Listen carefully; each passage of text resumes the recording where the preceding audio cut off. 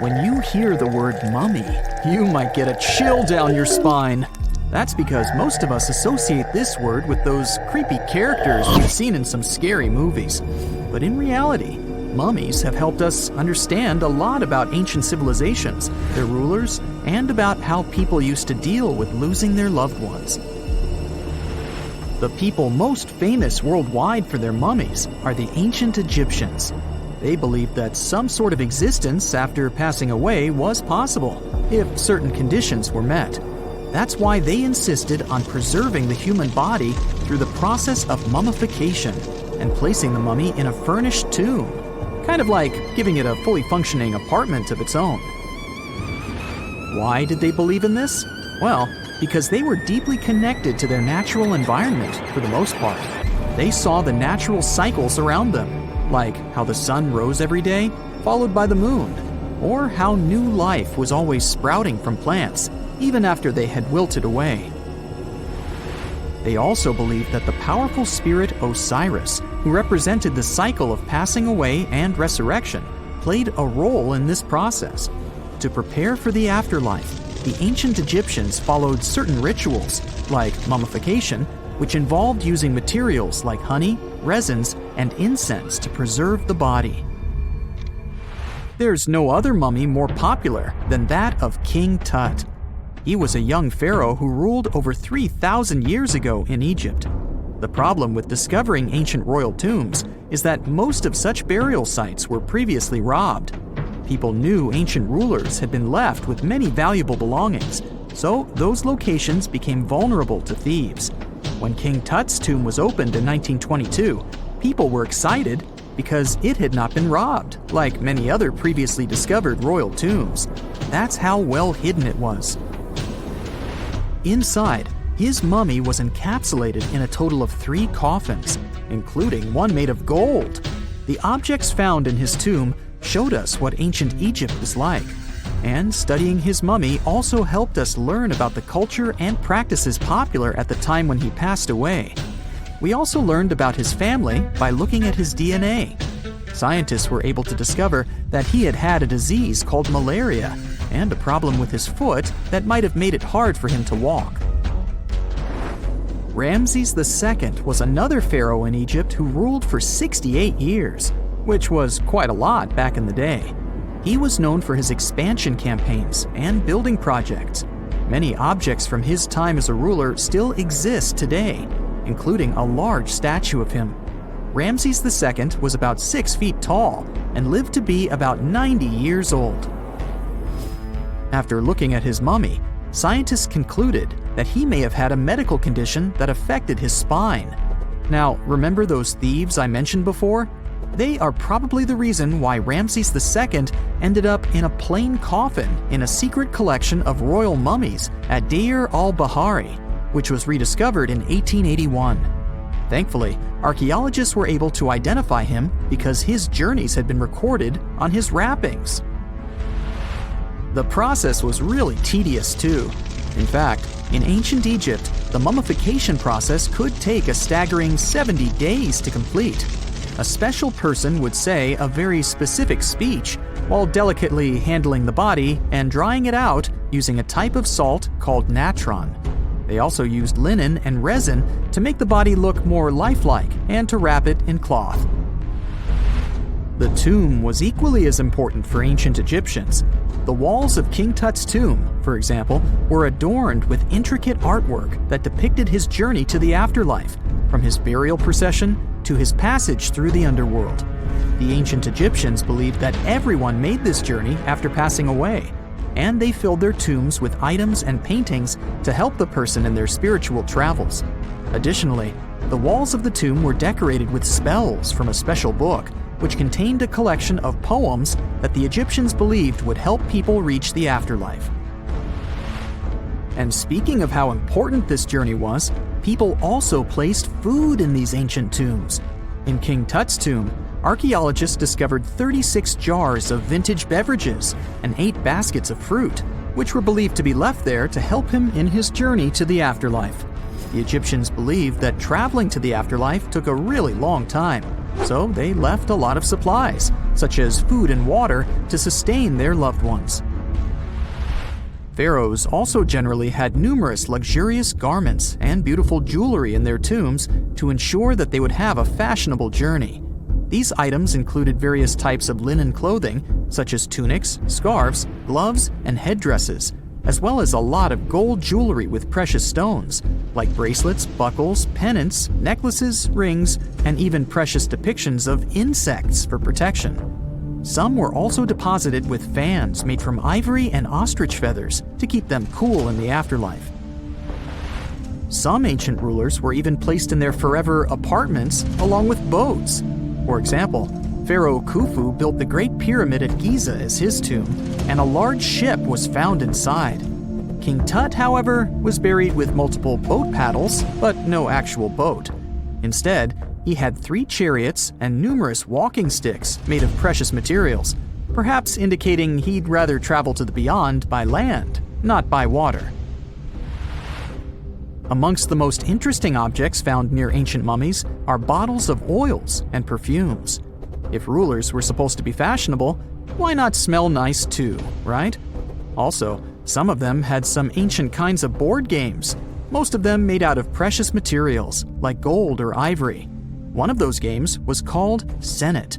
It was very popular amongst the ancient Egyptians and very similar to modern-day chess. The ancient Egyptians may have the most famous mummies out there, but they weren't the first to invent the procedure. In fact, it all started in South America with an ancient civilization named the Chinchorro. As far as we know today, these people were the first to mummify their loved ones that had passed away. They did it somewhere around 2,000 years before the Egyptians started their own rituals. Sure, we can tell a lot about ancient rulers by studying these mummies, but until recently, we had no idea what they really looked like during their lifetime. Not so long ago, though, some very special mummy paintings were found by archaeologists studying ancient Egyptian objects.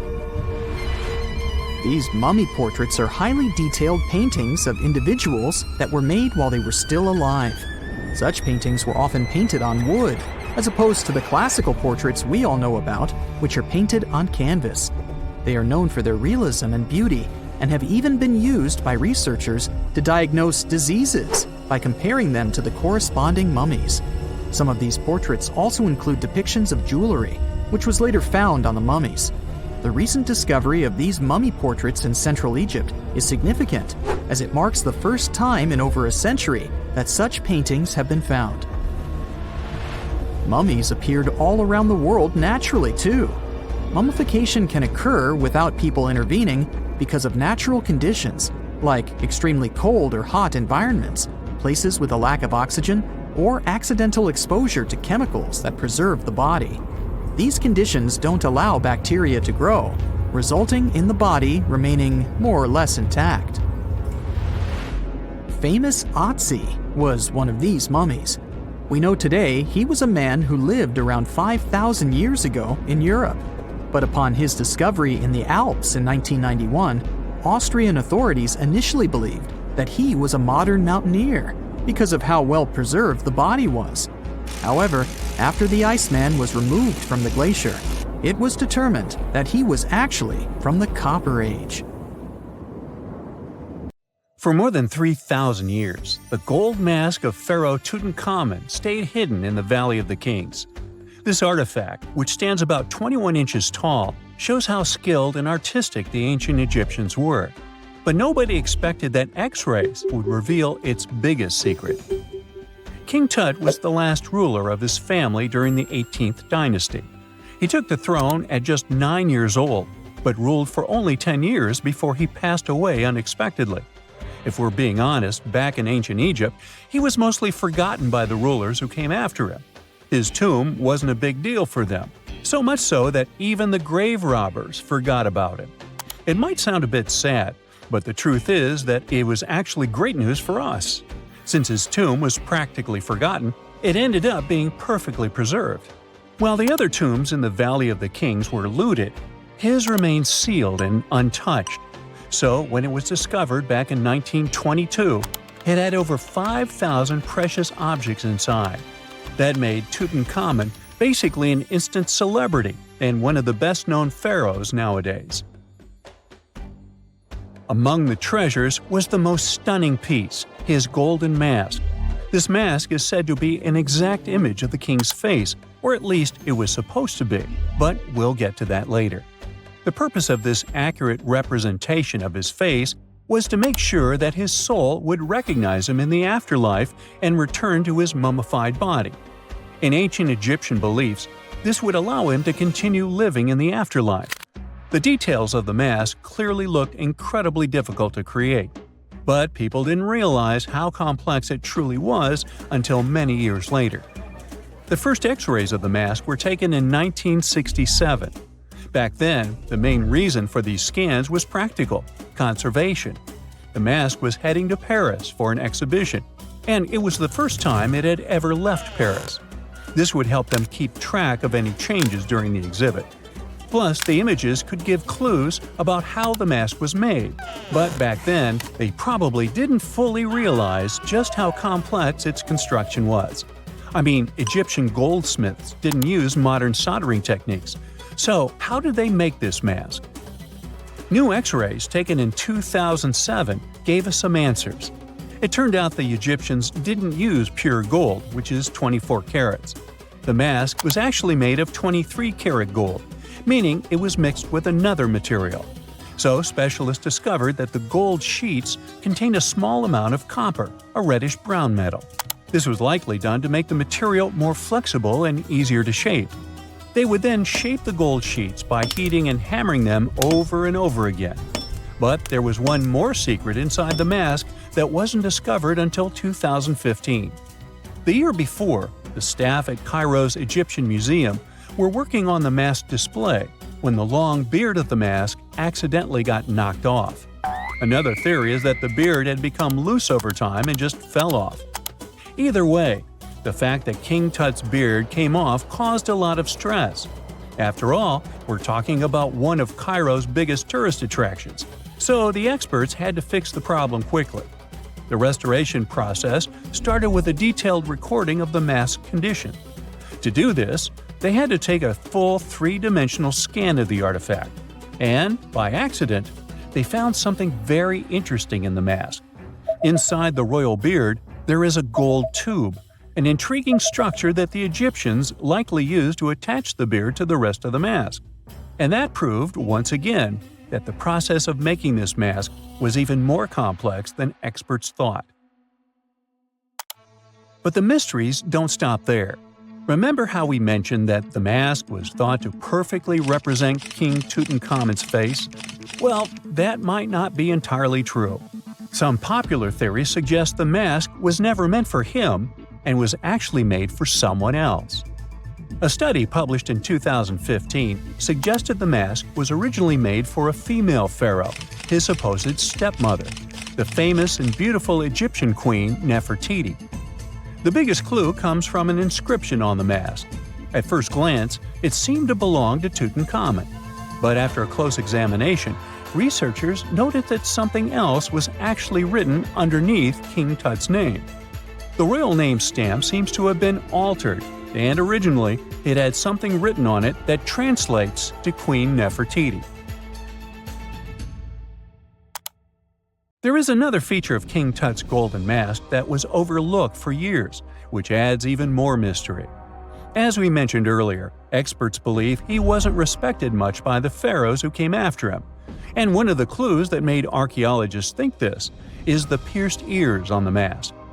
Some researchers believe that King Tutankhamun wouldn't have worn earrings after he was a kid. So, according to their theory, by the time he passed away at 18, he shouldn't have been represented with pierced ears.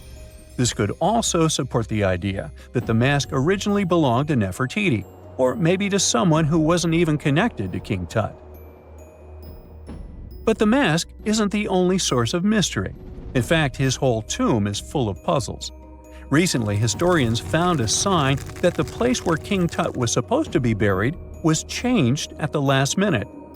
For years, experts wonder why a pharaoh who ruled for 9 years ended up in such a simple tomb. When compared to the grandeur of other pharaohs' tombs, His tomb seemed, well, a bit plain. The idea that a king like Tutankhamun would have such an unremarkable resting place just doesn't match up with the power and importance he must have had in ancient Egypt. So, what happened? Well, apparently, this might have something to do with his successor, Pharaoh I. After King Tutankhamun passed away, researchers believe that I made sure to erase him from Egypt's history. So, one theory suggests that he was probably behind the quick decision to place King Tut's body in a smaller, less impressive tomb. When experts looked at I's own tomb, they found something interesting. There is a large wall covered in painted baboons. This is the same type of artwork found in Tutankhamun's tomb. It seems like the same person might have chosen the artwork for both tombs. Now, the design and decoration of the two tombs are almost identical, suggesting there was a shared hand behind both. But there is one key difference. I's tomb is fit for a king. It's much bigger and more impressive, even though the style and artwork are similar to what you see in Tutankhamun's tomb. So the theory suggests that I decided what went into both tombs. Since Tut passed away unexpectedly at a young age, his grand tomb wasn't finished in time. Normally, pharaohs start building their tombs while they're still alive to make sure everything is perfect. But Tut passed away when he was just 18, so there wasn't enough time. I may have taken advantage of the situation, ordering a smaller tomb for Tut and keeping a larger one for himself. Experts believe this theory explains why Tutankhamun's tomb is so simple and how I managed to wipe his memory from history so easily. But in the end, the story of King Tut's mask and tomb is full of mystery and intrigue. Each new discovery sheds more light on what really happened all those years ago. But one thing is for sure, the secrets of ancient Egypt still have much to reveal, and King Tutankhamun will continue to fascinate people for years to come. A gruesome discovery took place in Egypt some years ago. You want to hear about it? 16 human hands, carefully buried in 4 eerie pits. They didn't look too much like human hands at first, since they were abnormally large, but they were. Weirdly, there were only right hands. No left hands were in sight. It turned out that it points to the practice of an ancient dark ritual. Old Egyptian art and tales talked of a ceremony where warriors would present the right hand of their adversaries as proof of victory and ask for gold in return. Egyptians believed in the afterlife, so cutting off someone's hand meant you cut off their power eternally. Guaranteeing this type of defeat was interesting to the winning party. Here, the fight was between Egyptians versus Hyksos, who lived in what was once known as Canaan. Egypt has always been the center of some history-changing findings, and some time ago, this papyrus was found. If we stretched it open, it would be just a tad bigger than the height of a skyscraper. The world's tiniest skyscraper, which is located in Wichita Falls, Texas. When humans didn't write on their notes app, they wrote on this thing, made from the medulla of a papyrus plant. Around 2,000 years ago, ancient Egyptians wrote something reminiscent of a book where they describe most of their funerary traditions and their visions of the afterlife. It's considered one of the most important texts from ancient Egypt and is still sold in bookstores to this day. This ancient manuscript was unearthed from a chamber located just south of the Pyramid of Djoser, located in Saqqara. Oh yes, Djoser is the oldest pyramid in Egypt and not the Giza pyramids like most people think. So recently, the site of Saqqara buzzed with excited archaeologists who probably found one of Egypt's oldest complete mummies. They believe that this beautiful and well-preserved mummy was that of a wealthy man. He was discovered in a deep shaft, covered in layers of gold leaves. There are many symbols that show he was an important and wealthy man, like the band he wore on his head, the bracelet on his chest, and the fact that he was embalmed with a tunic, which was reserved for Egypt's finest. The most exciting part of the entire discovery was finding the resting place sealed with mortar, just as the ancient Egyptians had left it 4,300 years ago. Now this may sound weird, but back in 2008, archaeologists discovered a missing pyramid. Now it went missing because it deteriorated over the span of 4,000 years. Today, you can only see its base. It was a pretty important site back in ancient times. It is said that around the area of the pyramid, the ancients hosted a special type of ceremony where high priests would carry mummified remains of sacred bulls. Now, here's a fun fact. Ancient Egyptians believed that Apis bulls were earthly incarnations of the city deity of Memphis and was connected to rites of fertility. It wasn't just any Apis bull, though. They needed to be all black, with a single white mark between its horns and a bunch of very specific characteristics. They were selected by the local priests and honored until they passed away. After that, they were mummified and buried in underground galleries. Meanwhile, this missing pyramid sort of disappeared around the 1800s. It was a German archaeologist who first found it in the village of Saqqara. He called it the Headless Pyramid when he first found it. But then, years after the official discovery, the desert sand came along and covered the whole thing. There were some excavations between the 19th and 20th centuries, but they weren't too systematic. That's why scientists were so thrilled when they dug an entire pyramid's base after removing the 25-foot mound of sand that was covering it. Oh, and it turns out American archaeologists are excavating a cemetery in Egypt that could contain over 1 million mummified bodies. So far, archaeologists have dug around 1,700 mummies. One of the main differences from other classic Egyptian mummies is that these people weren't kings and pharaohs.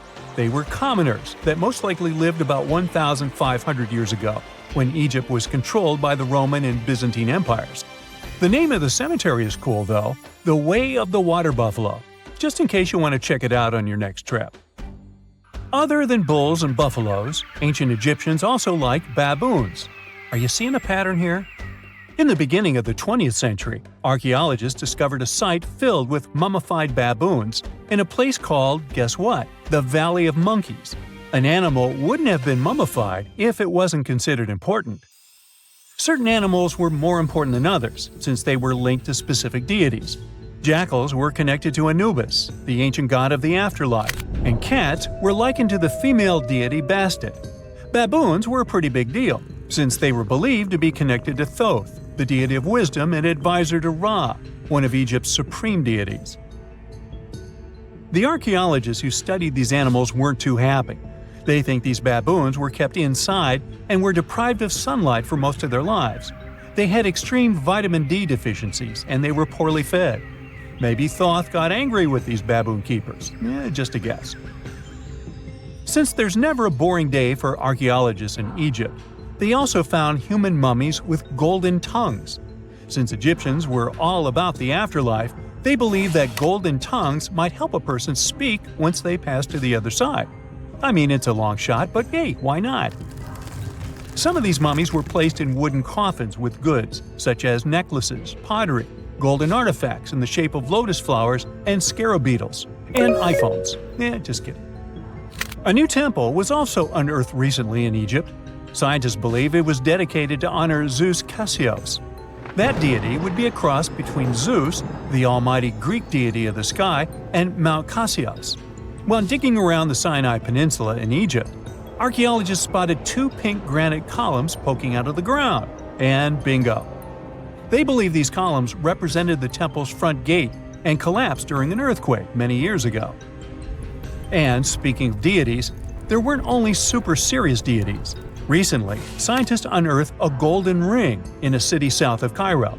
No, Frodo, it's not magical. It was a normal gold ring, but it had the depiction of the deity of fun, officially named Bes. This deity is often described in sacred texts as a happy, chubby dwarf. Today, many tattoos we get are sorta deprived of any sense and are made of aesthetic purposes only. In ancient Egypt, though, women would get tattoos as a token of protection for childbirth. That's what scientists think, at least. Around the Nile region, scientists found some mummies that had well-preserved tattoos, which is a rarity since the skin deteriorates so easily. 2 of these women tattooed their lower backs, and the drawings were simple. There were mostly pictures, including that same chubby dwarf we just talked about, Bes. He also had a side hustle as the protector of women during childbirth. Now, would you believe me if I told you ancient Egyptians invented robots? No? Well, that's because that's not entirely true. Sure, they were astronomers, mathematicians, and engineers, and somehow they also squeezed an eccentric invention into that package – an automated deity some scientists called Hathor. This wooden statue had been in the Metropolitan Museum of Art for years before someone noticed its secret. With the help of an X-ray machine, specialists discovered a mechanical operating system inside it. The pulley-like axis goes from the statue's shoulder to her left leg. When the system rotates, the statue raises and lowers her hand. Hey, pick me, pick me! Consider the Great Pyramids, one of the original 7 wonders of the world and the only one that still exists today. Did you know that the pyramids of Giza weren't the only pyramids out there? And they weren't even the first ones. First, there were the pretty good pyramids, but they didn't catch on. Nah, I made that up. Back to the story. In ancient Egypt, it was believed that kings were chosen by gods to serve on earth as their mediators. In the afterlife, they were expected to become gods themselves. The pyramid complex was built to make sure that the king had everything they might need in the afterlife. The complex included the pyramid, a palace, and temples. The tomb in the pyramid, where the king was buried, was filled with many things they might need, like furniture, food, and gold vessels. Actually, the first pyramid had been built 80 years before the first pyramid of Giza appeared. Overall, there were around 100 of them. Some weren't finished though, since the construction took a while and not every pharaoh lived long enough to see the end of the construction. And now let's talk about the construction itself. The biggest of the pyramids of Giza is as tall as a 40-story building. So how on earth did they manage to build a structure that massive 5,000 years ago, long before machines and other equipment appeared? Well, let's figure it out. So Pharaoh Khufu ascended the throne around 2575 BCE, and his architects started the construction of the oldest and biggest of the pyramids of Giza. He figured that over 2 million limestone blocks had to be used to build the pyramid, each weighing around 2.5 tons, around the weight of a rhino. The architect wanted to finish the construction in 20 years. To make it possible, a stone had to be carried and pushed into place every 4 minutes, 24 hours a day, 7 days a week, and 365 days a year, except leap year. So obviously, a lot of workers were needed to make it happen. Many believe that it was enslaved people who worked at the pyramid's construction site, but that's not true. Workers came from all over Egypt to contribute to the project. All in all, around 25,000 of them. The Egyptians were doing all kinds of work, starting with manual labor and crafting tools to administrative work. They all worked around 10 hours a day. They were housed and well fed, and they were overall living a more comfortable life than an average Egyptian could afford at that time. Supposedly, the builders lived in a nearby temporary city and were a highly organized community with a strong leader. The pyramids seemed to be designed to align with the points on a compass, and their sides symbolized the rays of the sun. But back at that time, there were no compasses. Ancient Egyptians figured out the directions themselves and with amazing precision. To align the pyramids, they used 2 constellations.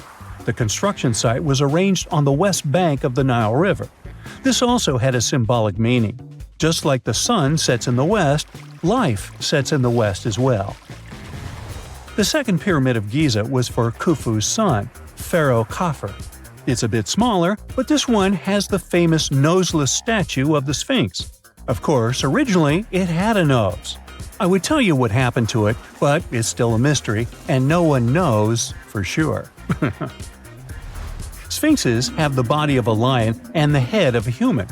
They were considered guardians of important areas. This famous Sphinx, also pronounced Sphinx, has the head of Pharaoh Khafre and is guarding his pyramid, facing the sunrise. The Sphinx is one of the biggest and oldest statues in the world. Originally, it not only had a nose, but was also painted. Scientists have discovered traces of the red color of its face. So, most likely, the Sphinx was painted red. There are also remains of yellow and blue color on its body. The statue definitely wasn't boring. Till around 1800, the Sphinx was buried up to its shoulders until an adventurer with a team of 160 men dug it out. But let's get back to the construction. The workers, of course, needed stone blocks. There were two main places where people could get these stones. One source was close to the construction site, but that fossil-lined yellow stone was only suitable for the pyramid's interior. The limestone blocks for the exterior were hauled from 8 miles away on 30-foot-long sleds. Apparently, it wasn't too hard to pull them. The sand mixed with the right amount of water was pretty slick, and 10 people could move a sled even with a rock weighing so much. Surprisingly, cutting off a block of limestone wasn't the biggest problem. When in the ground, it was soft and could be split relatively easy. But after getting exposed to the air, limestone hardens. So the most difficult part was to shape the blocks. That step was crucial because the smallest inaccuracies could lead to the whole pyramid collapsing. So, okay, those limestones were mined, carried on a sled, shaped, and then what? How could they be put into place? Well, this is still a mystery. Archaeologists have discovered the remains of a ramp system that dates back around the time the pyramids were being built. So historians have come to the consensus that, most likely, the Egyptians designed a unique ramp system to move and pull huge stone blocks. The most common opinion is that there were several ramps around the pyramid. There probably was a central ramp with 2 staircases on each side of it built over the pyramid stones. The ramp was growing as the pyramid was getting higher. People might have been walking up the stairs, pulling up stones on wooden sleds. But this is just one of the options. Other experts say that the ramps were around the pyramid, and some say that the ramps were inside the pyramid. Maybe we will never know for sure, and it'll forever remain a mystery. The exterior limestone of the pyramid was polished with sand and stone until it gleamed. On top, there was a gold and silver capstone, which glimmered over Egypt like a second sun. So that's how it was 5,000 years ago. Now, about the interior. Surprisingly, there's not much inside the pyramid. Most of it is just solid stone with very little open space. But let's take a quick look inside. From the entrance, there are 2 stairways, one going down and the other going up. They take us to the chambers. There are 3 of them inside. Now, why is that? Apparently, throughout the whole construction, a burial chamber had to be prepared at all times, just in case a pharaoh kicked the bucket before the construction ended. So, separate chambers were built one after another as the construction progressed. The last of them was the main one. It's called the King's Chamber. It's the one where Khufu is resting. It's the biggest room at the very heart of the pyramid, and there's a big passageway leading to it. It was likely used as a kind of elevator to move granite up to build the interior. Granite was also used to make 5 stories of support beams to ensure that the pyramid didn't collapse. And we can see that it worked since it's been standing for centuries. Unfortunately, none of these chambers have hieroglyphs on the walls. If you want to see the writings, you should go to the decorated tombs near the pyramids. Those pieces of art are depiction of ancient Egypt's culture and daily life. The texts allow researchers to study their language and grammar. The treasures that once were in the pyramids have been taken by people. There are also many secret tunnels and passages inside the pyramids, but even today, no one knows the whole plan of the interior. Scientists have been sending little robots with cameras inside for many years, but there's still a lot we don't know about the pyramids. Now they're trying to use an X-ray to scan the pyramids from the outside, without going inside. So yeah, ancient Egyptians did create a mystery no one has been able to crack for 5,000 years already. In November 1922, a boy walked through the desert mountains of Egypt and discovered some ancient steps carved into the rock. Subsequently, this find became one of the world's largest and most significant archaeological discoveries. This step was part of Tutankhamun's untouched tomb. Archaeologists found about 5,000 ancient objects, including jewelry, fabrics, painted vases, and funeral masks. You've probably seen one of them. It has become one of the most recognizable attributes of ancient Egypt. More than 100 years have passed since then, and now humanity has finally become close to another large-scale discovery, the tomb of Cleopatra. This queen was the last active ruler of the Ptolemaic Kingdom of Egypt, who sat on the throne from 51 to 30 BCE. There are many ancient records about Cleopatra, her reign, and her unusual personality, but until now, no one has discovered the secrets about her passing away in the burial place. So, one archaeologist, Dr. Kathleen Martinez, has been studying ancient records and temples around Alexandria for decades and concluded that the tomb of the queen should be located under the ancient city of Taposiris Magna, founded in 280 BCE. It was a big city on the northern coast of Egypt where tens of thousands of people were engaged in trade and industry, and it seems that Dr. Martinez's guesses turned out to be correct. She and a group of archaeologists have discovered a secret underground tunnel near Alexandria with a length of about 0.8 miles. It was cut into the rock under Taposiris Magna's temple. During further excavations, they found many things that indicate Cleopatra's tomb lies in the tunnel's depths. It's also possible that she is buried there together with the Roman commander, Mark Antony. According to ancient records, Cleopatra and Mark Antony loved each other and together opposed the Roman Senate, which declared Antony a traitor. The fact that natural disasters have occurred on the territory of Taposiris Magna for thousands of years can complicate the excavations. Earthquakes and floods destroyed the city and possibly flooded its underground tunnels. But archaeologists hope the ancient tomb remains untouched, and that it hides many treasures and records about the royal life of ancient Egypt during the reign of the last dynasty. There's a chance that excavations will go underwater and in the mud. This will require much time and funding, but archaeologists are sure it's worth it. Anyway, it's too early to say that Cleopatra is really buried there, but scientists have found many things in the tunnel that confirm this, including clay pots, dozens of coins with the image of Cleopatra and Alexander the Great, as well as a bust with the image of the Egyptian queen. Cleopatra is still one of the most popular personalities in Egypt, on an equal footing with Ramses III and Tutankhamun. She inspired many films, paintings, and books, but what made her so popular? She became famous for her inconsistency. She was a beautiful, intelligent ruler who pulled Egypt out of the crisis and made it a prosperous power. Medieval Arabic texts say she knew chemistry, mathematics, and philosophy, and may have written several scientific books. She knew several languages and had excellent diplomatic skills. At the same time, there are many legends that she was a femme fatale who drove many men crazy. However, there's no evidence that her beauty was incomparable. The image of a stunning model was created by Hollywood when it made several films where famous actresses performed the role of Cleopatra. And the Roman Emperor Octavian, the adopted son of Julius Caesar, specially created the image of Cleopatra as an insidious seductress because he was her enemy.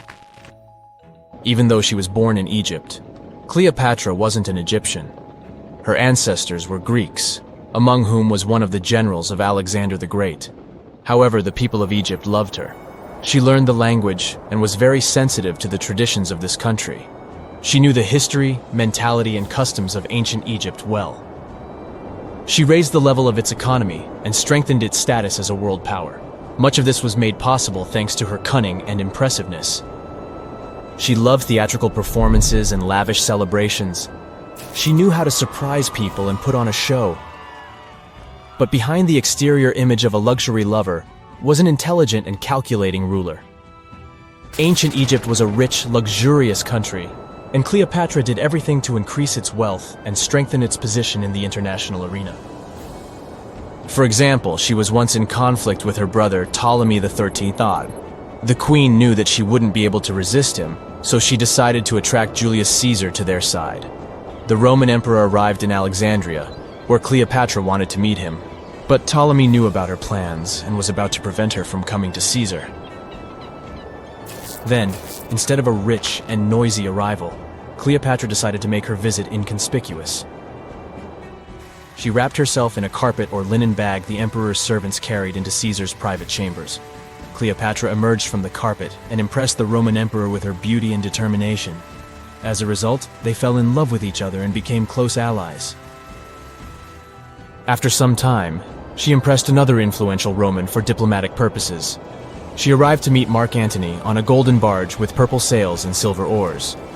Cleopatra was dressed in the image of Aphrodite and sat under a magnificent canopy. Her servants dressed like cupids and were blowing her fan and burning incense. But Cleopatra created such a show for a reason. She knew that Antony revered Greek mythology and considered himself the embodiment of Dionysus. As a result, he was so impressed with this woman that he ended up marrying her. Cleopatra defended her crown, strengthened her alliance with Rome, and bore Antony 3 children. In Egypt, they threw big parties and enjoyed wealth with power. However, the relationship of a high-ranking official with the Egyptian queen caused a scandal in Rome.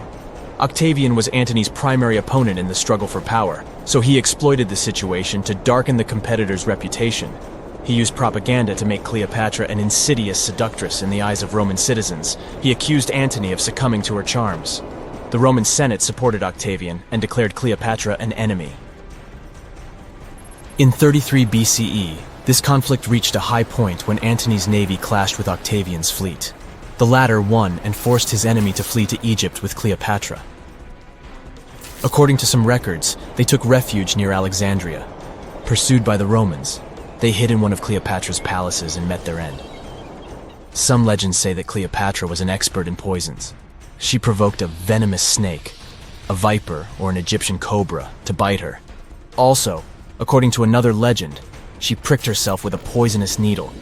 There's a theory that Cleopatra always carried an ampule with poison inside her hairbrush. And when she was cornered, she soaked the needle with this poison and pricked herself. None of this can be said for sure. Scientists are still trying to find out the truth. Perhaps when they reach Cleopatra's tomb, the world will get more answers about her tragic fate. She is considered the last ruler of Egypt.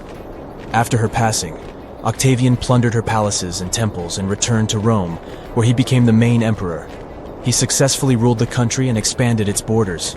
His reign ended when he turned 75. World history would have looked different if Cleopatra and Mark Antony hadn't lost that naval battle.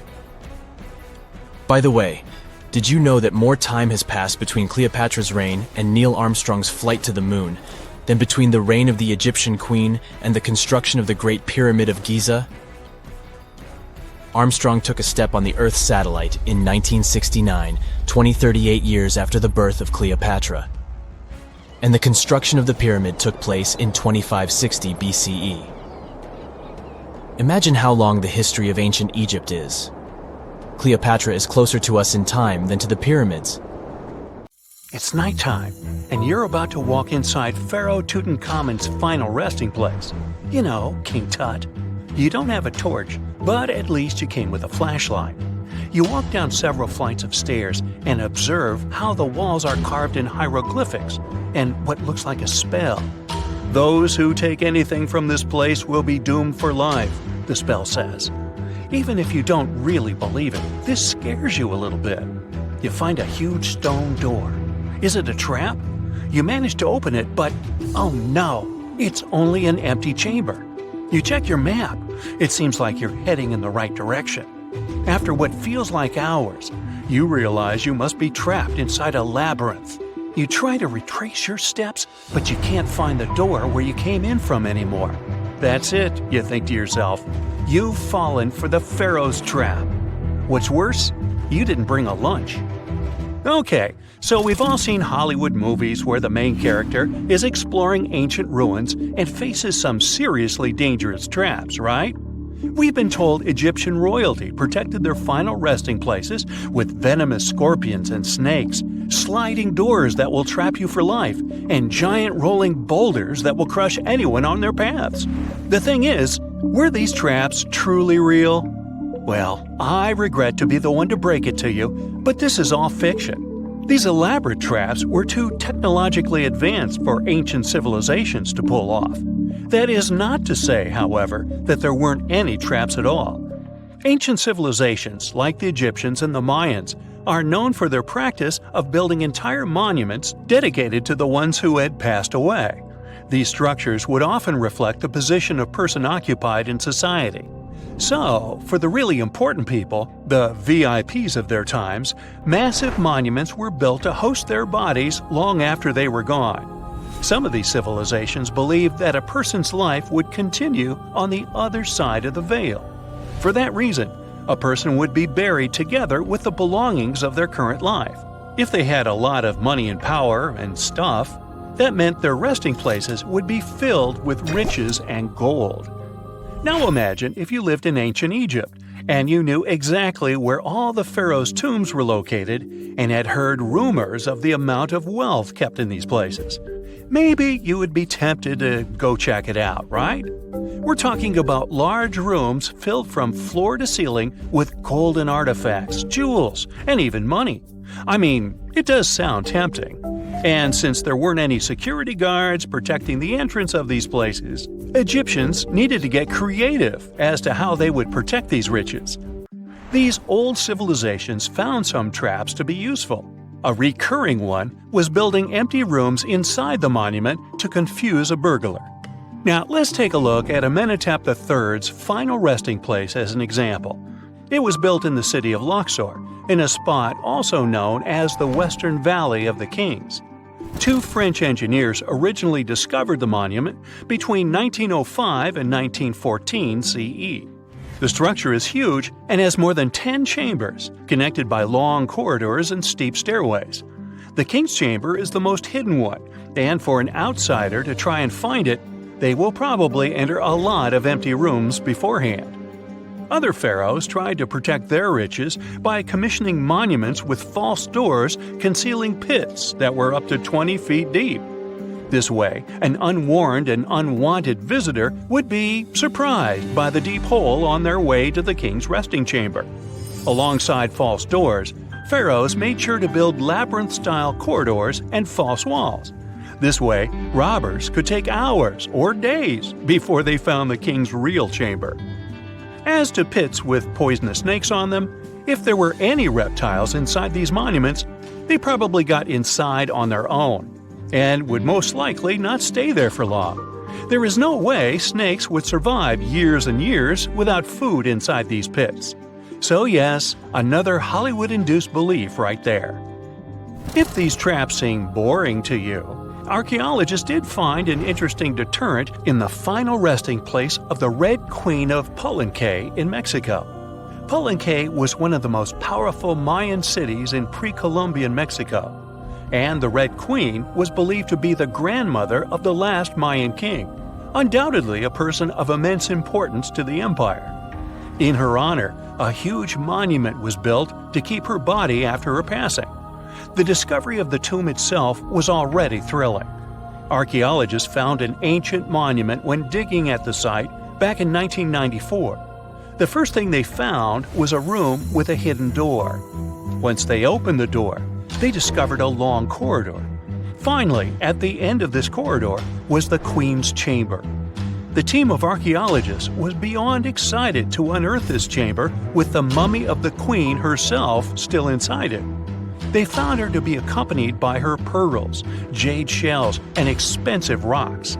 But as the team explored the remains, they saw something rather strange. The room was filled with a red-colored powder.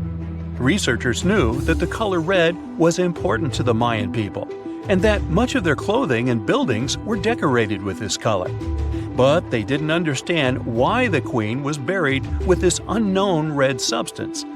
After they took a sample back with them for further analysis, they discovered that the red powder was cinnabar, a very dangerous mineral.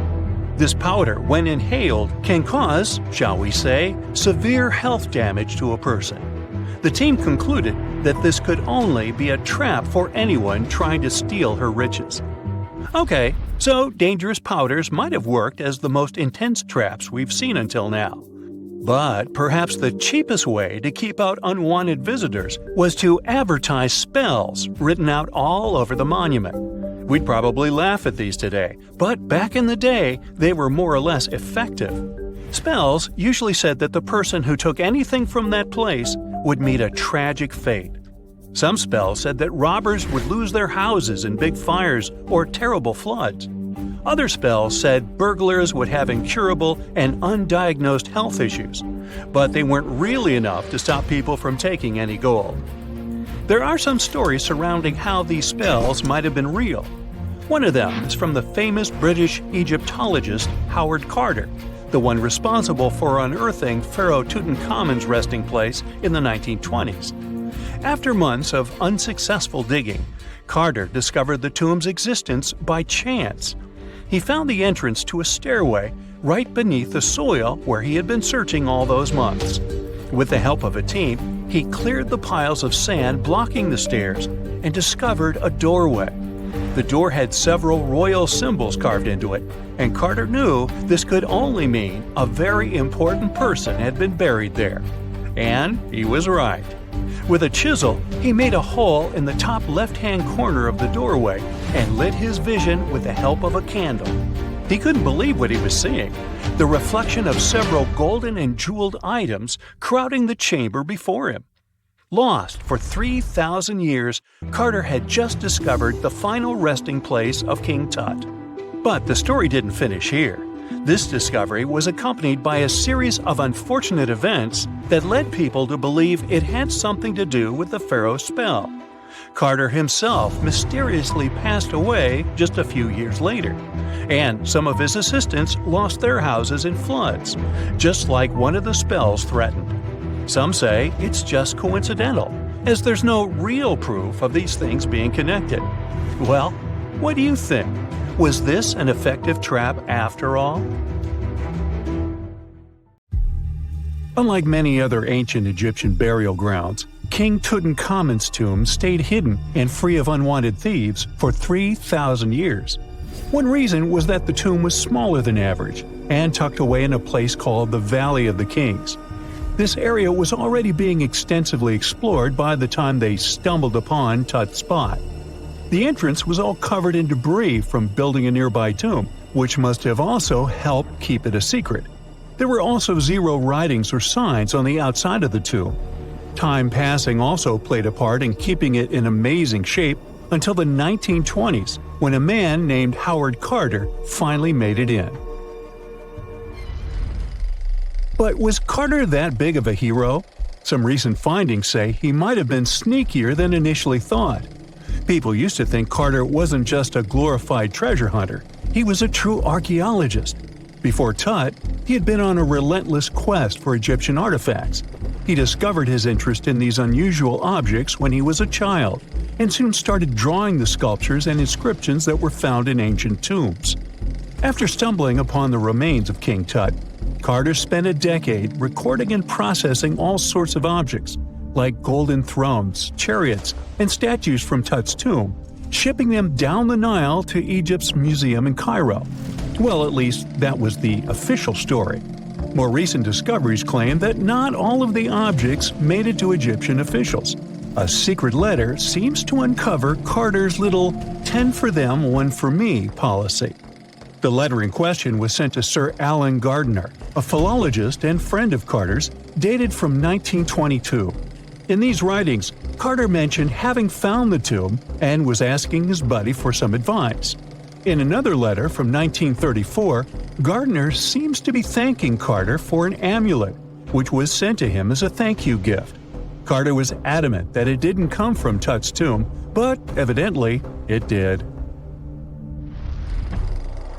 Even the British director of the Egyptian Museum was onto Carter's sneaky endeavors, but couldn't prove it.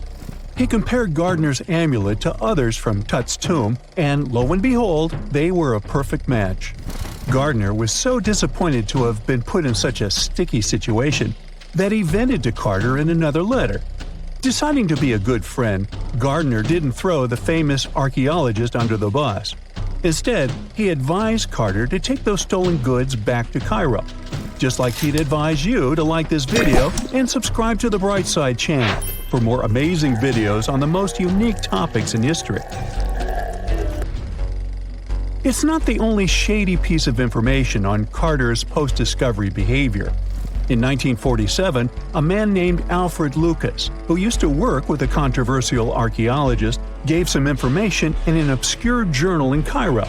He claimed that Carter sneakily cracked open the burial chamber door himself. Then he sealed it back up like nothing had happened before the official uncovering. Now, why would he do that? Well, the same theory suggests that Carter and his crew might have entered the tomb early so they could get their hands on some ancient goodies. Obviously, these people couldn't risk having such objects sold while they were still alive, but made sure they were auctioned off after they passed. Carter, though, never confessed to anything. He made no official denial either, but the Egyptian government couldn't risk any more mysterious disappearances, so they prohibited him from entering the tomb for a while. Some have connected this apparent stealing to the curse of King Tut. If you've never heard of it, know that it became quite the scary tale soon after King Tutankhamun's resting place was uncovered. It claimed that anyone messing with the tomb of the boy pharaoh would face some serious bad luck. It's not all dramatic like a mummy going on an aggressive spree, but word got out that the people involved in disturbing King Tut's lair met some mysterious, untimely ends. The main untimely passing related to this supposed curse is that of George Herbert, the 5th Earl of Carnarvon. He was this British aristocrat who helped fund the search for the tomb. He passed away just a year after the tomb was opened. Now, people love to call it mysterious, but it turns out that Herbert was already in pretty bad shape health-wise when he got to Cairo, and he ended up getting taken down by a regular disease. Now, let's talk numbers.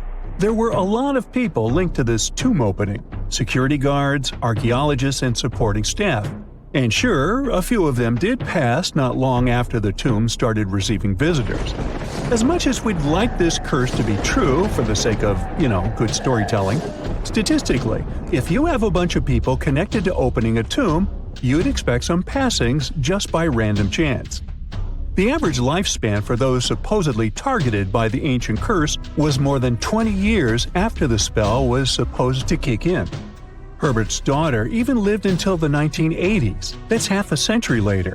And Howard Carter himself lived until 1935, a solid 16 years after the big reveal.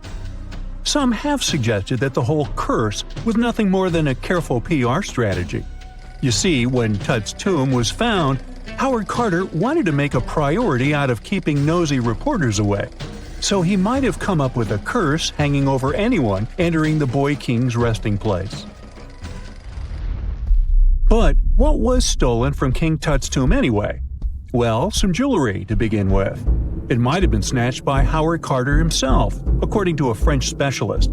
He did some intensive research by looking at old pictures taken from inside the tomb back in the 1920s. He compared those images to various objects from museums and auction houses.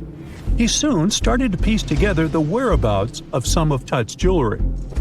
First up, there's this collar that used to be on Tut's chest. It was all broken into pieces, and some parts went via Carter to the Nelson Atkins Museum in Missouri. Meanwhile, other bits ended up on a necklace owned by some unnamed people who tried to sell it in 2015 but failed. Even the Nelson Atkins Museum agrees, as they've confirmed the information on their website. Then there's a headdress piece. Some beads from it that once belonged to Tut apparently got stolen by Carter too. They were also strung into a necklace and are now being held at the St. Louis Art Museum. Another fancy collar made out of glazed ceramic magic spent some time at the Met, far away in New York. Thankfully, it was sent back to Egypt a bit over a decade ago. This seems to have been, as you'd expect by now, also stolen by Carter. Missing artifacts aside, King Tut still gave a ton of amazing objects that helped us learn more about this incredible ancient culture. Starting with the famous burial mask. It's this massive 21-inch gold art piece with semi-precious stones and glass paste. It weighs 22 pounds and showcases the boy pharaoh with a long beard and a headdress with a cobra and vulture. On the back, there's this spell from an important ancient Egyptian spiritual book that's supposed to make sure it works just as well in the afterlife. Tut was also apparently a board game enthusiast. They found 4 board games in his tomb, some made of ivory. Archaeologists also found a pair of gold sandals. though you'd imagine they were more for show than for comfort. In fact, the pharaoh probably never wore them in his lifetime. Now, speaking of fashion items, it turns out Tut was quite the fancy ruler. They even found a mannequin in his tomb that was used to pick out, adjust, and store his outfits and jewelry. The boy king seemed to have also enjoyed some music, based on the 2 trumpets historians found in his tomb. Though they were played back in 1935 in a BBC broadcast, the instruments are today considered too fragile to be maneuvered. Whenever you hear about ancient ruins, you almost never picture them being suspended somewhere, or just randomly hanging on the branch of a tree, right? In fact, for most of the ancient artifacts we have exposed in museums all over the world, archaeologists did quite an impressive amount of digging. You see, buildings have this funny way of fading away over time if not properly taken care of. Sometimes we need to reuse some building materials, so an older construction may be sacrificed in the process. Other times houses are abandoned, and once they are exposed to the elements on the surface, like rain or sunlight, they don't really stand a chance. Some just simply crumble away due to good old erosion. So the only way a piece of architecture can survive the test of time is if it's somehow gotten buried deep down. Now, how did they end up buried in the first place? Well, it's quite the comedy of errors. Ancient cities had a habit of gradually raising their ground level like a kid adding toppings to their ice cream sundae. You see, these settlements were always busy collecting food and building materials to keep up with their ever-growing population. But hey, who has time to deal with waste and rubbish? It wasn't exactly high on their to-do list back in the day. So when it came to building new houses, ancient civilizations found it much easier to save their sweat and tears by piling up the rubble and constructing right on top. But that's not all. Rivers would also occasionally flood and deposit a layer of sediment on the city floors, further encapsulating those ancient constructions. And in those dry regions like the desert, where the wind likes to show off its sand and dust dance moves, you can bet it was a constant struggle to keep the establishments clean. One hilarious example is the Sphinx, which had its head buried in sand until a group of archaeologists unearthed it in 1817. Some ancient towns eventually got covered up because they were completely abandoned. With less human activity to control their expansion, plant seeds couldn't resist the opportunity and sprouted all over the place. They gobbled up carbon dioxide from the air and grew, adding more and more bulk to the ground. Those cheeky roots even decided to stabilize the soil made from decaying plant matter, creating layers upon layers of earthy goodness. It's like the ultimate DIY project Mother Nature embarked on, with plants as her loyal helpers. The act of digging into the secrets of ancient civilizations is not just about unearthing a lost world. It's also an epic quest to reveal the hidden treasures beneath layers of history. But how do archaeologists know where to dig in the first place? If everything is covered in layers upon layers of sediments, debris, and plant roots, they must have some sort of system they rely on before embarking on a new project, right? For starters, they're not always the ones suggesting an archaeological dig in a certain location. Let me explain. Let's say you're a contractor and you want to build a new fancy apartment complex in your city. Some local legislations have certain requirements before your project can start, though. For instance, before anyone starts building on a piece of land, they might need to bring in specialists to check the soil. These clever folks can be archaeologists, geologists, or paleontologists, and they need to keep an eye on things during development. If any artifacts or ecofacts, fancy word for organic remnants, are discovered, these experts swoop in to excavate and study them. But what about sites that have nothing to do with bulldozers and yellow hats? Archaeologists have more than one trick up their sleeves when it comes to locating ancient hotspots. They dive deep into historic records with a healthy dose of detective work. By sniffing out old documents and maps, they can piece together the puzzle of human activity in a specific area. If a site has been visited before, it's even better. Finding records of past excavations or historical accounts can give archaeologists lots of information on where to continue their treasure hunt. Before archaeologists start swinging their shovels, they engage in a bit of a visual scan mission. Armed with a grid system, they'll stroll around the site, keeping their eyes peeled for any artifacts that might be hiding just beneath the Earth's upper layer. From groundstone tools to historic glass and even ancient garbage dumps, yes, they're all so valuable. These keen-eyed explorers can spot signs of human activity faster than most people. If they stumble upon midden soil, fancy term for a garbage dump, they know for sure that humans once called this place home. Archaeologists don't just rely on their trusty shovels, though. They have an arsenal of gadgets to aid in their search for hidden wonders. Geophysical tools are like their secret weapons. Take the resistivity meter, for example. This clever contraption measures the electrical component of the soil and any buried features or artifacts. A buried wall, for instance, will create a different resistivity reading than the surrounding soil. Magnetometers and ground-penetrating radar work in similar ways, showcasing potential hints of ancient treasures in the soil. And who could forget our trusty old friend, the GPS? It helps archaeologists map out precise locations, like a high-tech treasure map, leading them straight to their pot of gold. Care to virtually visit some of the most important archaeological sites in the world? Well, follow me. In the United Kingdom, for instance, you'll find this interesting place called Stonehenge. It's one of many henges scattered around, but this one really takes the cake. Picture this: massive ancient stones standing tall and proud, arranged in a funky outer ring and an inner horseshoe, with some smaller stones thrown in for good measure. And guess what? These amazing stones have been around for over 5,000 years. Talk about a serious case of rock-solid longevity. Now, here's where it gets interesting. According to local folklore, the legendary wizard Merlin whipped out his magic wand and poof! He teleported these massive stones all the way from Ireland. Apparently, some giants had assembled them there, but Merlin decided they would look much better at their new location. Others think it's just the ruined remains of an old Roman spiritual edifice. These amazing structures were built by our Bronze Age ancestors. With their simple tools and limited tech, they managed to create this monumental masterpiece. Impressive, right? Unfortunately, there's still so much we don't know about this area. Stonehenge's initial purpose remains a mystery to this day. Sure, there are lots of theories, but scientists have yet to agree on the subject. However, we do know that it's perfectly aligned to catch the sunrise during the summer and winter solstices. The ancient city of Pompeii is an equally amazing archaeological site. Picture this: Mount Vesuvius, a notorious troublemaker, decided to throw a volcanic tantrum and completely covered this ancient Roman city. It turned it into a time capsule, located outside present-day Naples in Italy. Fast forward to the year 1748, when a bunch of adventurous explorers stumbled upon Pompeii. Lo and behold, they discovered a treasure trove of well-preserved goodies: streets, houses, food. Probably a bit stale by then. Blingy jewelry, fancy sculptures, colorful frescoes, everyday household items, and even animal and human remains.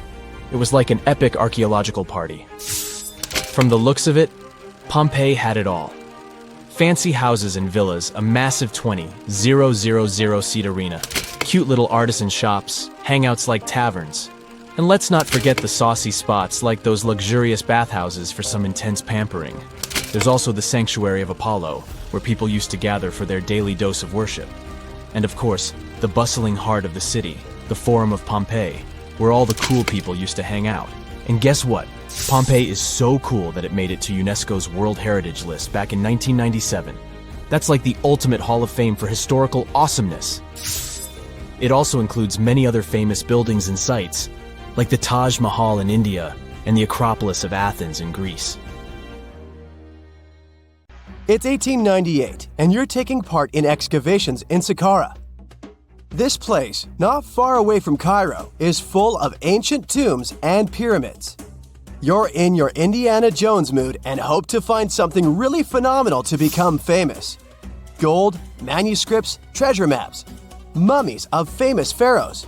Wait, a wooden bird? You're really disappointed, as it looks like a regular toy. An old one, but still.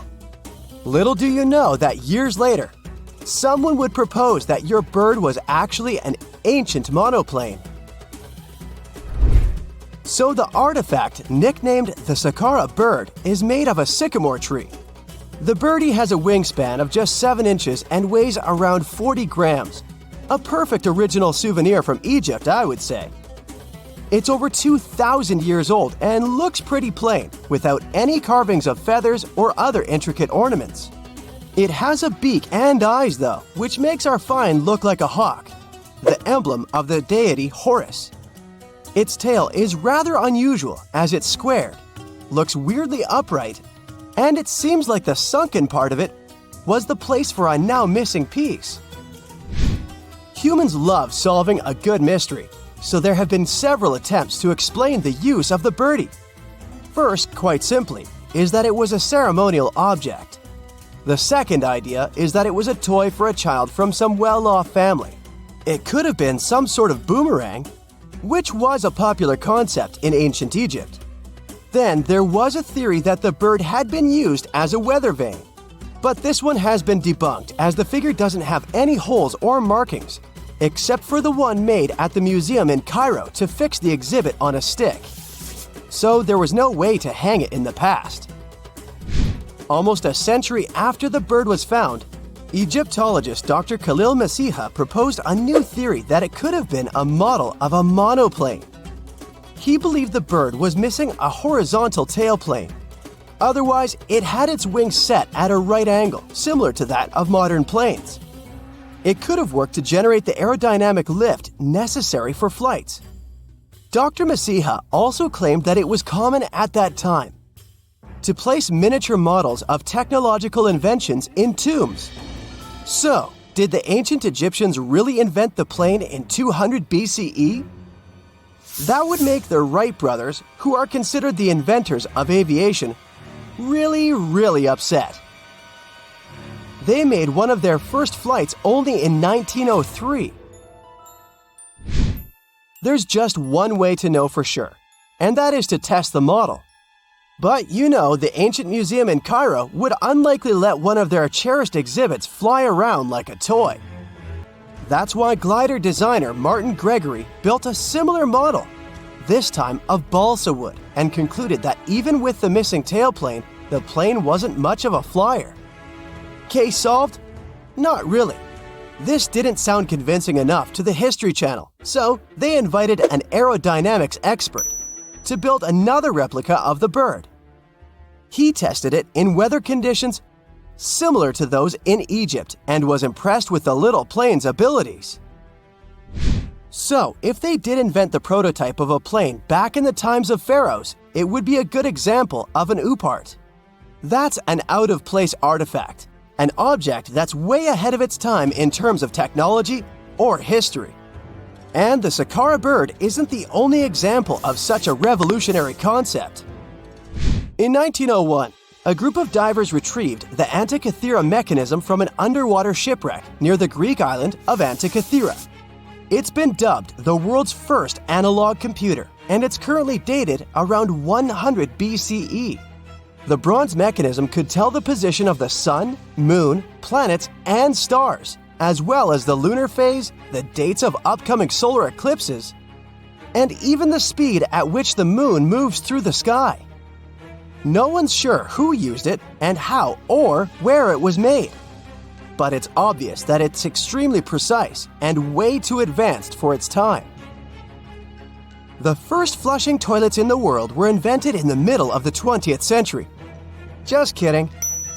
The ancient Minoans on the Mediterranean island of Crete and the Indus Valley civilization both came up with this brilliant invention at the same time, around 4,000 years ago.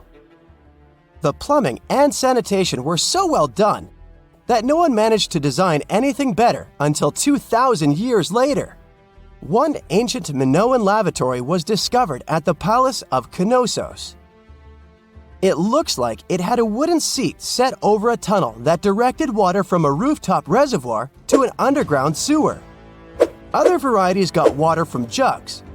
Only the super rich people could afford all this glory. So if you wanted to shop for real estate back then, the flushing toilet would be a telltale sign you were in the rich neighborhood. Automated doors became a cool, seemingly new invention back in 1931. But the technology behind them is actually much older. Think the 1st century CE old.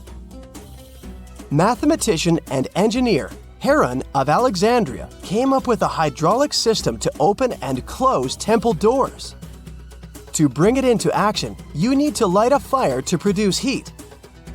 There was a brass pot under the fire, half filled with water. The inventor connected the brass pot to containers that acted as weights. When the fire was burning, the water moved into the containers. They went down and pulled the ropes. It was nothing like a supermarket door that opens in front of you before you even have time to think. Heron's door took hours to open, and there was no way to stop the process. That's why they only opened the doors once a day before people entered the temple, to add some mysticism at the temple during ceremonies. Spooky. Looks like the first ever battery was invented in Baghdad around 2,000 years ago. A German archaeologist found this oval-shaped clay jar in 1938. Scientists are still not sure what purpose it served and who exactly invented it. There is a theory that it was used for electroplating objects with precious metals. When they filled it with a weak acid like vinegar, the battery produced around 1 volt of electricity.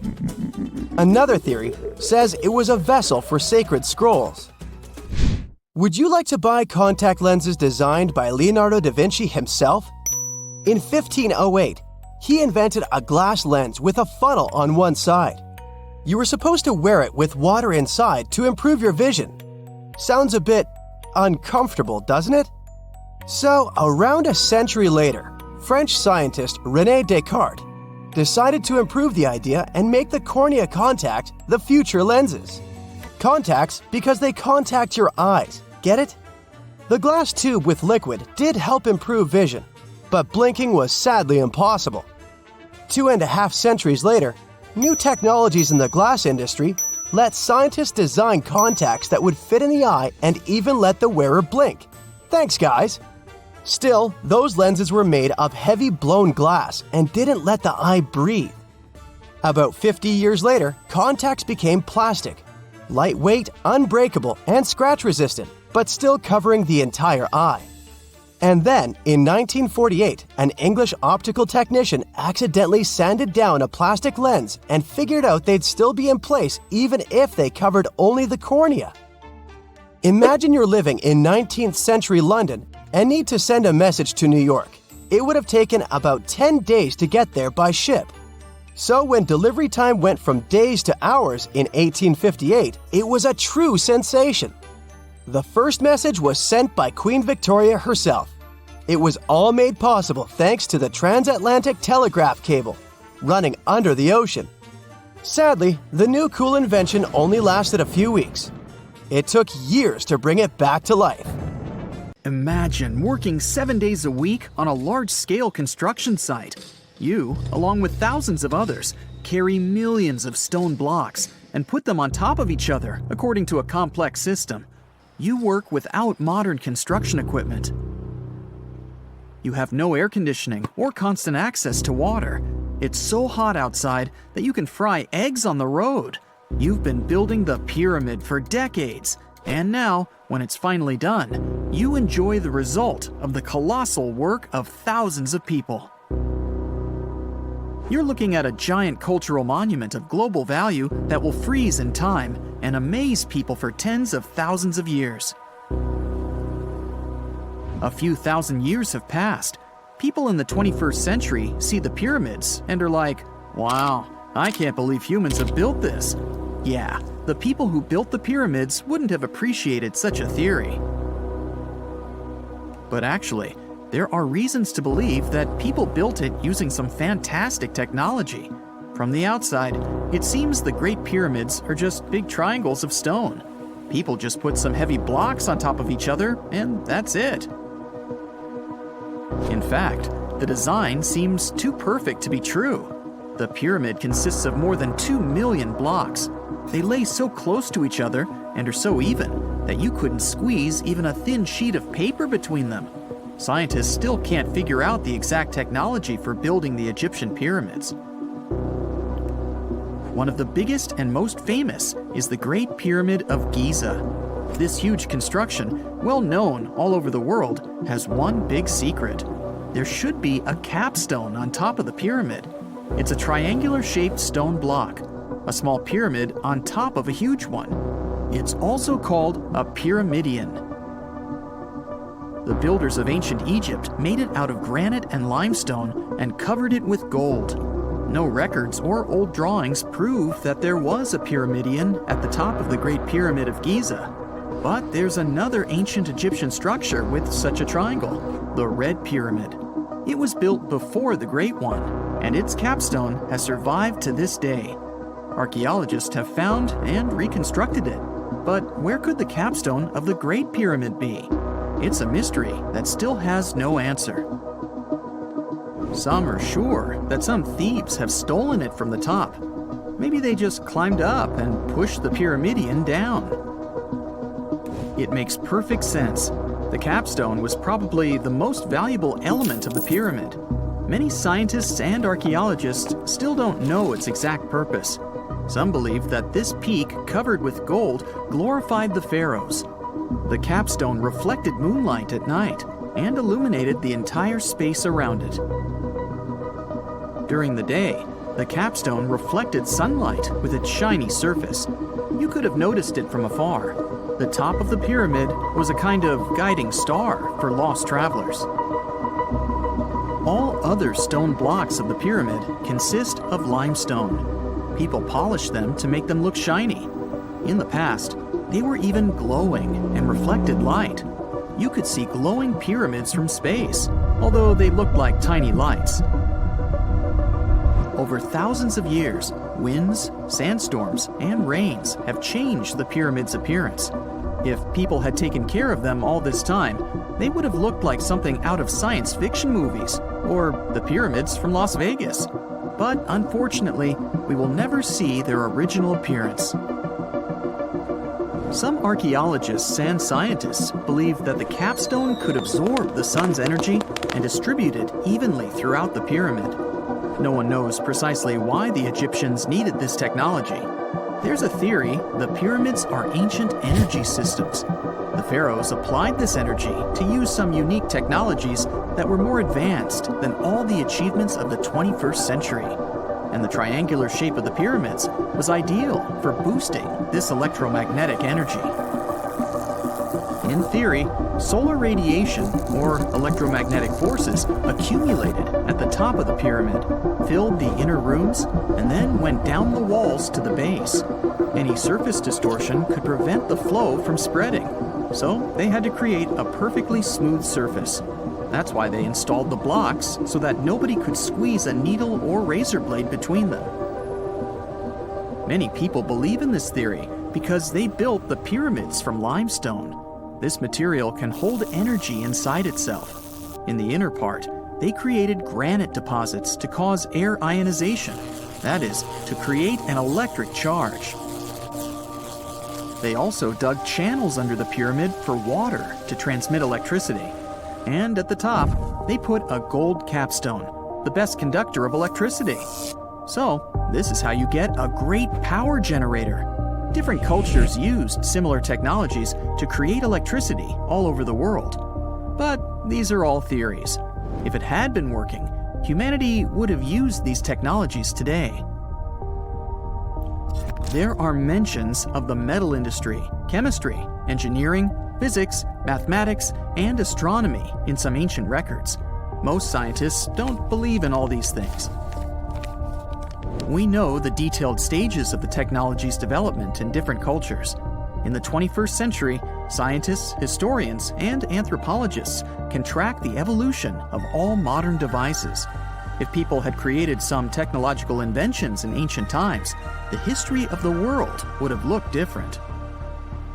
Perhaps all the achievements of antiquity could have been wiped off the face of the earth by global cataclysms, and it can happen to us. Just imagine how people would dig up a laptop in 5,000 years. Perhaps they wouldn't understand what kind of device it is. Another Egyptian wonder surrounded by mystery is the statue of the Sphinx. The Egyptians carved it out of a single massive piece of limestone about 4.5 thousand years ago.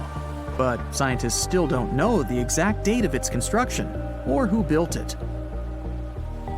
People painted the Sphinx in different colors, so it looked much brighter and more vivid in the distant past.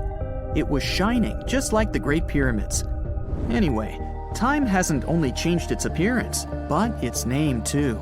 Initially, the Egyptians called it Horemeket. The Greeks renamed it the Sphinx about a few hundred years after it had been built. The Sphinx emphasized the greatness of the rulers of Egypt. It also performed a symbolic function of a watchdog guarding the tomb of the pharaoh and the paths leading to it. This version sounds realistic, since archaeologists have discovered many secret entrances at the foot of the Sphinx. Perhaps these rooms and intricate tunnels lead to underground halls with treasures. And treasures don't always mean gold and jewelry. According to legends and theories, the Sphinx guards the Hall of Records, the storage of all humankind's knowledge. The information about the ancient mythical state of Atlantis could be there. You can find many detailed maps of the internal dungeons of the Sphinx on the internet. They show structures 12 stories deep under the statue. It looks like a small city filled with gold, scrolls of knowledge, and various ancient artifacts. But don't believe all these maps. These are just theories. Several thousand years have passed, but people have very little information about it. Archaeologists know that there are still many strange and exciting things about the Sphinx that are still undiscovered. Some locals are afraid to research because they believe they can awaken something terrible from the underground depths. Therefore, it's mostly scientists from other countries who conduct the excavations. In 1998, scientists discovered strange tunnels leading to empty rooms under the Sphinx. They realized that some people tried to get there through tunnels in the past, and maybe those people took all the treasures that were there. One of the legends says that some powerful artifact lays beneath the Sphinx. Its technology can change the whole world, but the locals are hiding it because it can damage the planet. Some believe that you can find evidence of unknown technologies painted on the granite walls in the pharaoh's tombs. But most likely, these paintings and signs tell us the myths and legends of ancient Egypt. But what if Egyptian symbols and drawings are detailed instructions for using ancient technologies? What if the locals that lived at that time thought, people in the future won't be able to get energy themselves. Let's leave some detailed instructions for them. Anyway, there are many riddles and theories. In reality, the search for answers is a dangerous undertaking, since it's not easy to get into the underground halls. Excavations can ruin the structure of the entire Sphinx. Any person inside the tunnels may get lost and never be able to find their way back. Besides, it costs a lot of money. Now, what would be awesome is if people could invent some device that could scan underground areas and show their detailed models. Most people know that pyramids were built as grand tombs for the pharaohs, designed to ensure they had a smooth journey to the afterlife. The Great Pyramid of Giza, for instance, was constructed for the pharaoh Khufu. But what most people don't know is that this whole pyramid building trend started right here with the step pyramid of Djoser about 4,700 years ago. This massive structure was built for Pharaoh Djoser, a ruler from Egypt's 3rd dynasty. It rises 7 layers high above the ground and stands about 200 feet tall. We think of it today as a phenomenal architectural project, but for ancient Egyptians, the step pyramid of Djoser turned out to be more like a massive experiment, a trial run, if you will, to perfect their building skills before they moved on to even more ambitious pyramids. Reaching new heights is super exciting, but the real mystery is what is going on below the ground. In this pyramid's underground labyrinth, there is a network of tunnels stretching about 3.5 miles long, and some researchers believe these tunnels might have been part of a sophisticated water system that could completely change what we think about pyramid construction. Let's talk about this massive complex located in Saqqara. Surrounding the pyramid, there's what's known as a dry moat, a continuous trench that is up to 164 feet wide and almost 2 miles long. It forms a sort of rectangular shape around the pyramid. This trench has an average depth of about 65 feet. Now, if you were to add up all the earth and rock they dug out to create this moat, it would be about 10 times the volume of the step pyramid itself. For the longest time, people just assumed this trench was nothing more than a huge quarry, a place where they dug up stone and clay to build the step pyramid. Makes sense, right? But when you take a closer look, it doesn't add up. The trench is too narrow and deep to be practical for mining, and its layout doesn't match anything we know about ancient Egyptian quarrying methods. Plus, some sections of the trench are actually covered with a rocky ceiling, which would have made it nearly impossible to use as a quarry. Another theory suggests that the dry moat had some kind of spiritual significance.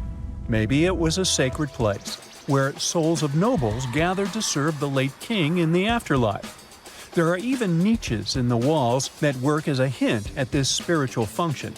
But most researchers believe that this purpose likely developed much later, long after the complex was built for Djoser. So, what was the moat really designed for?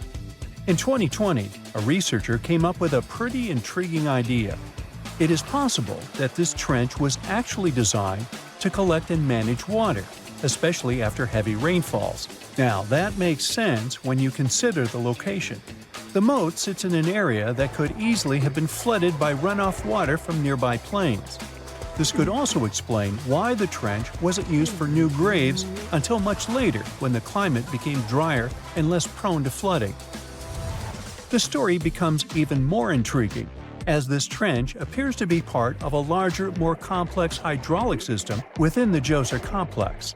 It is like the trench has several compartments, carefully carved out of the rock and connected by tunnels. These compartments likely served as a part of a water treatment system, where water would flow from one compartment to the next, getting cleaner as it moved along. Now, here is where things start to tie into the pyramid itself. The Djoser complex has a series of underground shafts, and some researchers think that water from the moat's deep trench might have been used to power a hydraulic lift system, and this giant water-powered elevator could have been used to raise the heavy stones needed to build the pyramid. It worked like a volcano, but instead of lava, water did the heavy lifting. Imagine a big deep hole in the ground at the center of the pyramid site. Inside this hole, there was a huge wooden platform, kind of like a giant raft that could move up and down. When the workers wanted to lift a heavy stone, they would fill the hole with water. As the water rose, the wooden platform started to float up, carrying the stone with it, almost like a giant water-powered elevator. When the stone reached the right height, the workers slid it off the platform and onto the pyramid. The idea is that water from the deep trench, after being cleaned and filtered, would flow into these shafts. A massive float, possibly made of wood, would then rise as the water filled the shaft, lifting the stones up to where they were needed for construction. Once the stone was in place, they'd let the water out, lowering the platform back down to the bottom, ready to lift the next stone. This fancy hydraulic lift system could have been a game changer, making the whole building process a lot faster and more efficient without using a lot of workforce. It is like the ancient Egyptians were already embracing the whole idea of work smarter, not harder. But of course, not everyone is on board with this theory. Some experts argue that the area where the step pyramid of Djoser was built couldn't have held enough water from occasional rains to maintain such a fancy hydraulic system. The main theory suggests that, in the past, there might have been some kind of lake nearby that would have filled up after a period of rain, and this lake could have supplied water to the complex's hydraulic system. But there is no mention of such a lake in any ancient Egyptian writings, so it might be more of a what-if situation than a reality. And then there's the issue of the hard work itself. Remember when I said this method could have allowed the ancient builders to raise stones with far less effort? Well, that might not be entirely true. According to some experts, just building this hydraulic device would have required a lot more heavy work than simply moving the stone blocks using good old-fashioned manpower. And let's not forget, the step pyramid of Djoser is like a baby pyramid compared to those that came later. The stones used for Djoser's pyramid weighed, on average, about 660 pounds each, which is nothing compared to the more than 2.5-ton blocks used later for the pyramid of Chephren. If this cool water lift theory gets completely ruled out, we still need to explain how this pyramid was built in the first place. To answer that, we need to rewind a bit and talk about the original plans. See, before Djoser's tomb became a pyramid, the idea was to construct a simple mastaba. This type of tomb was pretty common in earlier periods, a flat-roofed rectangular structure with sloping sides. But after the original mastaba was finished, they decided to expand it a bit by adding more layers on top. And then they added even more layers, until the construction reached 6 distinctive steps, each one smaller than the previous. And they probably did all this by raising those heavy stones using ramps, not a water-powered elevator. There is still so much we don't know about the step pyramid of Djoser. More research is definitely needed to fully understand how this system worked, or if it even existed at all. But the idea of using water to help build the pyramid adds a whole new layer to our understanding of ancient Egyptian engineering. It's a powerful reminder of just how clever and resourceful those builders were, using the natural landscape and the power of water to create one of the most iconic monuments in history.